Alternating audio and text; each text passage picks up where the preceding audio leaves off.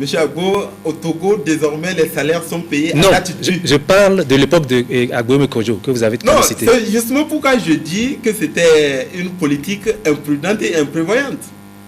C'était un peu égoïste. Dire, bon, nous, on est là, on préfère se satisfaire plutôt que de préparer l'avenir. Et c'est notre avenir à tous qui a été hypothéqué par cette mauvaise politique à l'époque.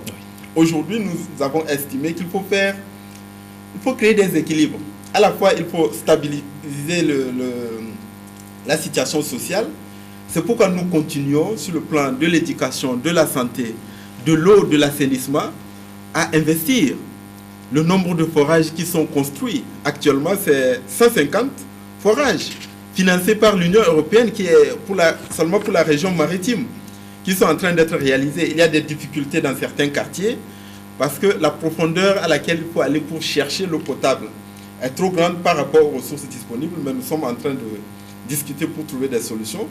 Je disais donc que nous avons trouver un équilibre, à la fois apurer les arriérés pour accéder à davantage de ressources afin de pouvoir reconstruire le pays, parce qu'on ne construit pas des routes, des ponts avec 1 milliard, 2 milliards ou 5 milliards de francs CFA.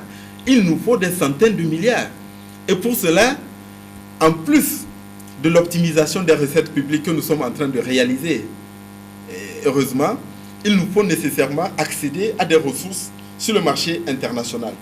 Que ce soit des dons ou tout simplement des prêts, mais à des conditions concessionnelles. Voilà la raison pourquoi nous avons décidé de payer les arriérés et d'entamer un certain nombre de réformes qui nous ont permis d'atteindre le point de l'initiative PPTE.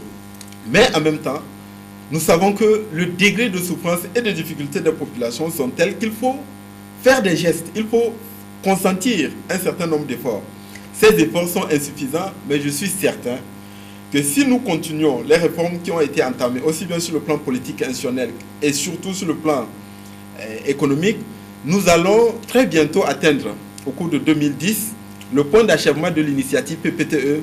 Et les ressources que nous consacrons aujourd'hui au service de la dette vont servir à financer les infrastructures de transport, l'eau, l'assainissement, la santé, l'éducation.